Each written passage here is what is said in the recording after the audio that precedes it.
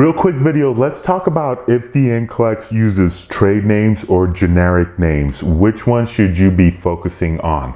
Before I get into that though, if you're not already subscribed, make sure to hit that subscribe button, and I would also appreciate hitting a thumbs up on this video if you find it helpful. Before I even get started, let's talk about the differences between generic name and a trade name, aka a brand name. So as a generic name, you're looking more or less as like the chemical name of the drug, or the name that describes the chemical makeup of the drug.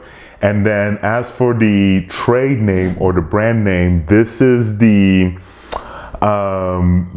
like the brand name, the copyrighted term, the copyrighted name, if you will, or the trademark name, I should say, not copyright, the trademark name that a particular drug is marketed under. So for an example being like looking at acetaminophen and Tylenol.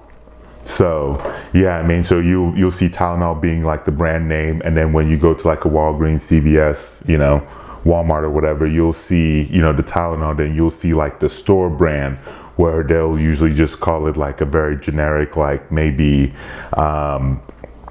like a pain reliever, acetaminophen, or even they'll just be in bold letters, acetaminophen, then it'll be like the dosage of the drug and then what it does. So that's that in a nutshell. Now, as for which one's going to be used, it's important to note that if you go to the NCSBN website, so the National Council of the State Board of Nursing's website, I'll also put a link to that below. You'll see that they prefer to use the generic name for a drug because according to them, it causes less confusion, and it's in general just more consistent across the board. And this is where it's important to note a couple things. One, I think it's important to note that when you're looking at the NCLEX, the goal of, they're trying to test what you know. They're not trying to trick you. They're not trying to play games or whatever. It's, they just want to understand if you're going to be a safe practicing nurse.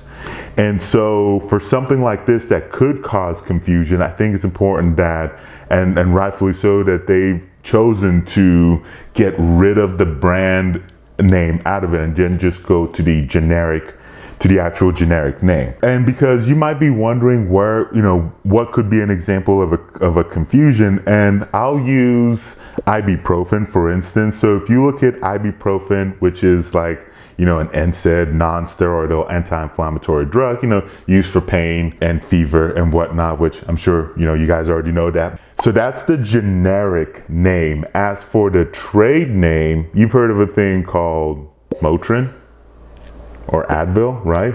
Those are branded names, and they're essentially ibuprofen. Now, you could get into different doses and whatnot, but not getting into that. But so you can see where there might be a little bit of a confusion there. And I think it's also important to note that from my experience, like working in, multiple different hospitals, there's certain brand names that for whatever reason is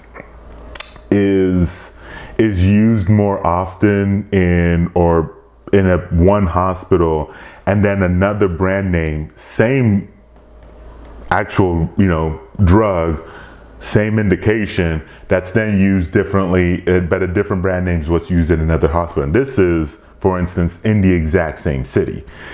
And so this could be either for, contract, money. I mean, even interestingly enough, there are some physicians who actually have a preference for a certain brand. I don't know, but it is what it is. But anyway, and so you can start kind of seeing why it would be important for them to then go ahead and try to remove the confusion, to then go straight into the main issue, which is, do you know what you would do if you get a patient who, you're supposed to give them ibuprofen?